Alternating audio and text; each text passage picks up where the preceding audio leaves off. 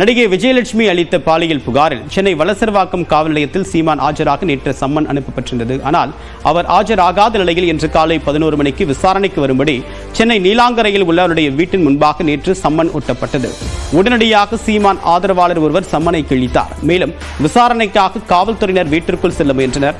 அவர்களை சீமான் வீட்டு காவலாளி தடுத்து நிறுத்தியதால் கைகலப்பு ஏற்பட்டது. இதையடுத்து காவலர்களை பணி செய்ய விடாமல் தடுத்த காவலாளி மற்றும் சம்மனை கிழித்த சீமான் ஆதரவாளர் கைது செய்யப்பட்டனர். இந்நிலையில் செய்தியாக சென்ற சீமானின் மனைவி கயல்விழி சம்மனை படிப்பதற்காகத்தான் அதனை கிழிக்கச் சொன்னதாக விளக்கம் அளித்துள்ளார்.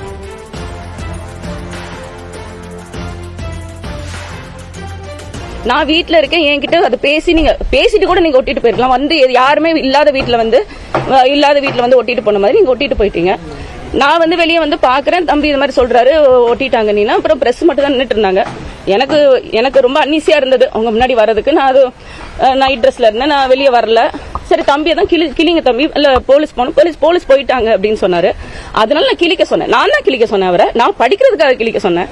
அவர் கிழிச்சு என்கிட்ட கொண்டு வந்து கொடுத்துட்டு நான் அது உள்ள உட்காந்து அது 2-3 கிழிஞ்சதுனால உட்காந்து அதை படிச்சுக்கிட்டு இருந்தேன். காவலாளி மற்றும் சீமான் ஆதரவாளரை காவலர்கள் கடுமையாக தாக்கியதாகவும் கயல்விழி குற்றம் சாட்டியுள்ளார். காவல் ஆய்வாளர் பிரவீன் திட்டமிட்டு 2 பேரை கைது செய்ததாக கூறிய கயல்விழி இது தொடர்பாக நீதிமன்றத்தில் முறையிடுவோம் என்றும் தெரிவித்தார். இந்நிலையில் சீமானின் வீட்டில் சம்மன் ஒட்டுவதற்கு என்று தனியாக விளம்பர பலகை ஒன்று வெளியே வைக்கப்பட்டுள்ளது. தனது வீட்டில் காவல்துறை சம்மன் ஒட்ட வேண்டியதற்கான அவசியம் என்ன என்று நாம் தமிழர் கட்சியின் ஒருங்கிணைப்பாளர் சீமான் கேள்வி எழுப்பியுள்ளார். இங்கிருந்து பெங்களூர்ல போய் அவங்க வீட்டில் போய் அந்த அம்மா வீட்டில் போய் விசாரிச்சுக்கிட்டு வர நீங்க என்னை காவல் நிலையத்துக்கு வாங்குறீங்க. நீங்க இங்க வந்து விசாரிக்கலாம், இல்லை நான் வந்தவொடனே விசாரிக்கலாம். ஓடி போறது இல்லை. இங்க ஒட்டிட்டீங்க. வழக்கு சம்பந்தப்பட்ட காவல்துறை வந்து வலசரவாக்கம் காவல்துறை, அது ஒட்டிடுது. ஒட்டினதை கூட உங்க வேலை முடிஞ்சிருது. இப்போ நீங்க எது கதவுல ஒட்டிட்டு போறீங்க? வீட்டில் நிறைய பேர் இருக்காங்க, என் மனைவி இருக்காங்க, அவங்க கிட்ட கூப்பிட்டு கொடுத்துருக்கலாம். ஏன்னா அழைப்பானை வாங்கும்போது கையெழுத்துடணும். நீங்க ஒட்டிட்டு போனா நான் கையெழுத்து இடலை. அப்போ அது தேவையில்லைன்னா அவங்க கிட்ட கொடுத்துட்டு போயிருக்கலாம்ல. நீங்க ஒட்டினீங்கன்னா இப்போ எனக்கு பதிலாக கதவு வந்து உங்களுக்கு விளக்கம் தருமா? எப்படி நீ கதவுல ஒட்டிட்டு போறது நோக்கம் என்ன? நான் இல்லை தலைமறைவாயிட்டேனா, வேற எங்கேயும் என்னை தொடர்பு கொள்ள முடியாத தூரத்துக்கு போயிட்டேனா எப்படி? அதோட வேலை முடிஞ்சதில்ல. அப்போ கிளிக்காம போறேன்.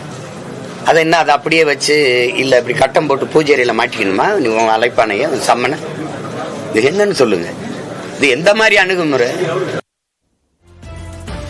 நாம் தமிழர் கட்சியின் ஒருங்கிணைப்பாளர் சீமான் வலசர்வாக்கம் காவல் நிலையத்தில் இன்று மாலை ஆஜராக இருக்கக்கூடிய நிலையில் கட்சி நிர்வாகிகள் மற்றும் தொண்டர்கள் காவல் நிலையம் வருமாறு கட்சி தலைமையகம் அழைப்பு விடுத்துள்ளது. இதனால் வலசர்வாக்கம் காவல் நிலையம் உள்ள ஸ்ரீதேவி குப்பம் சாலையில் தடுப்புகள் அமைக்கப்பட்டு போக்குவரத்திற்கும் தடை விதிக்கப்பட்டுள்ளது. நிலையில் சென்னை வலசர்வாக்கம் காவல் நிலையத்தில் சீமான் தரப்பு வழக்கறிஞர்கள் நேரில் ஆஜராகினர். பிறகு செய்தியாளர் சந்தித்த அவர்கள் இன்று மாலை 6 மணிக்கு சீமான் காவல் நிலையத்தில் ஆஜராக இருப்பதாக தெரிவித்தனர். விசாரணைக்கு வர வேண்டும் என்று 2வது முறையாக சம்மன் அவருடைய வீட்டிற்கு அனுப்பப்பட்டது. அவருடைய வீட்டிலே அந்த சம்மன் ஒட்டப்பட்டது.